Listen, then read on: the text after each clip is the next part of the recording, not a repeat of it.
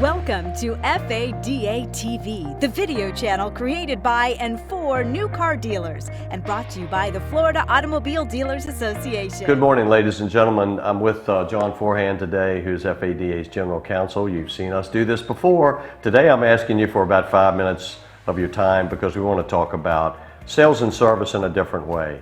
We know the industry's changed so much. We now have e-signatures and so much work is happening by phone, by computer. Everybody knows that. I don't want to state the obvious.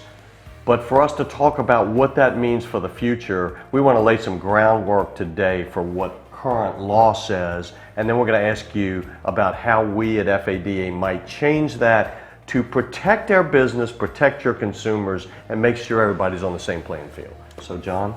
So the current law was written to address the traditional sales and service model, but as Ted said, that's changed dramatically. What the law says is you get a license for new vehicle sales, and that license covers new vehicle sales, used vehicle sales, and service warranty. That license is restricted to your particular location, so the sales and the warranty have to occur at the location that's on your license. Now, you can get a service-only license, which allows you to perform warranty service at a location other than your main dealership. But if you don't have a service-only license, you can't perform certain warranty service outside of the dealership. And right now, we're seeing a lot of pressure from manufacturers to do mobile warranty service. You go to somebody's driveway, you do roadside, and you're performing warranty service at a location different than where you're licensed. Same thing with sales delivery. You're delivering vehicles at a person's house, and they're maybe never coming to your dealership. They're doing the paperwork online, or you're bringing the paperwork to them at their house. That is technically a sale outside of your licensed location. So the question is, how do we address that moving forward with these new models of how you're doing sales and service? And more importantly, how do we address it when someone wants to sell from outside of Florida into Florida? What are they going to be required to do in terms of how are they going to be regulated? So the difficulty is there's nothing in our law that speaks to how you deliver a car. Where the delivery occurs. There's nothing in the law that speaks to where you sign the paperwork, the buyer's order, and the retail installment sales contract. Nothing in the law about that, right, John? Yeah, now everybody is delivering one or two cars or maybe more outside of their dealership. It's just happening all the time.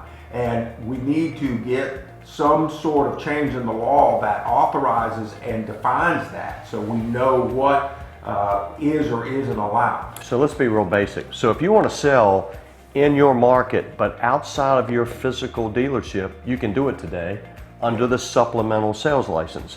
Happens very infrequently for new cars though. You don't go set up your Chevy store across from some other Chevy store and sell from the dirt. That doesn't happen.